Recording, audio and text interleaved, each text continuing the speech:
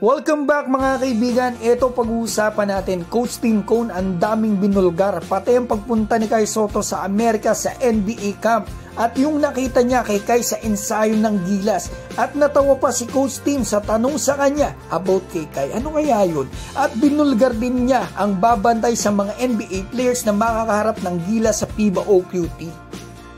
Sa lahat mga kaibigan, pasasalamatan ko muna po ang SBP o Samahang Basketball ng Pilipinas for making this video happen. Maraming salamat po sa inyo. So itong storya natin, naglabas po ang SBP ng interview nila kay Coach Tim Cone para nga sa paparating na FIBA OQT ng Gilas. Kasi 50 days na lang pala ito.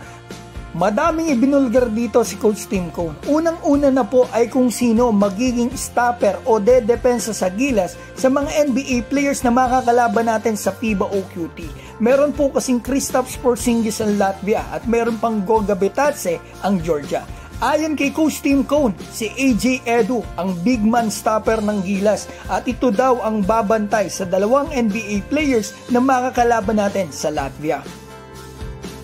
So eto, punta na po tayo kay Kai Sotto. Natawa po talaga si Coach Tim Cone sa tanong ni Sir Carlo Pamintuan sa kanya about kay Kai. Kasi diba nung Gilas window nung February, nasabi ni Coach Tim Cone na si Kai, Kai can absolutely dominate Asia.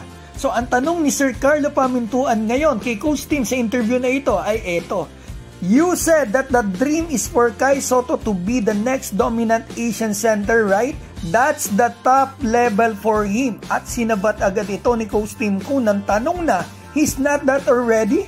Hindi pa daw ba ika ni Tim? At sumagot agad etong si Sir Carlo ng, he could very well be. At napatawa talaga si Coach Tim Cone dito.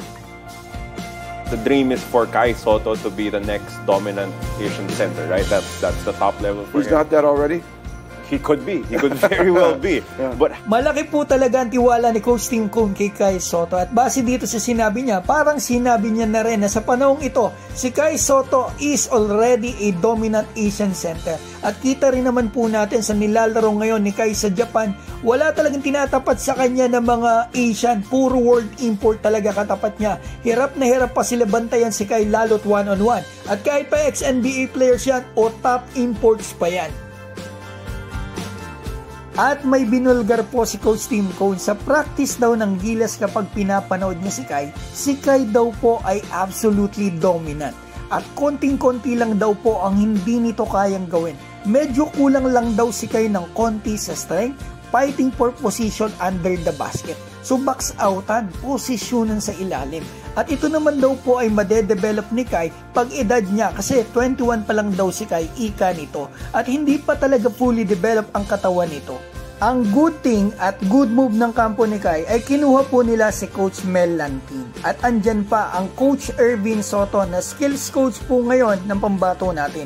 Lumalaki na katawan ni Kai, mas lumalakas at kita rin po natin yung improvement sa laro niya. At alam niyo po ba, nagulat ako nang biglang sinabi ito ni Coach Tim Cone? He's actually, I think right now in the NBA camp. He's he's going to the States doing some NBA things right as we speak. And he'll be back, I think, on like the 16th or 17th of June to join us on the 21st. So the kid is working and So ayan, NBA camp sa pambato natin ayon mismo kay Coach Tim Cone. Palagay niya andun na si Kai sa Amerika o pupunta sa Amerika si Kai para sa NBA camps. Pero ang pagkakaalam ko po talaga mga kaibigan, andito pa sa atin sa Pilipinas si Kai Sotto. At may event pa nga po si Kai at RJ Abariento sa Mall of Asia Arena sa May 25. Meet and greet yan, handog po yan ng Japan Billy. Siguro after nyan, lilipat po sila kay Sotto patungo ng Amerika para dito sa NBA camps niya. Pero hayaan po ninyo kapag po sumagot yung mga sources natin, balitaan ko po agad kayo para sigurado po ako mga kaibigan na tama po yung mga sasabihin ko. Basta masasabi ko lang mga kaibigan, ito sama-sama po tayo. Suportahan po natin si Kai Sotto sa pag-abot ng kanyang pangarap. Maraming salamat po.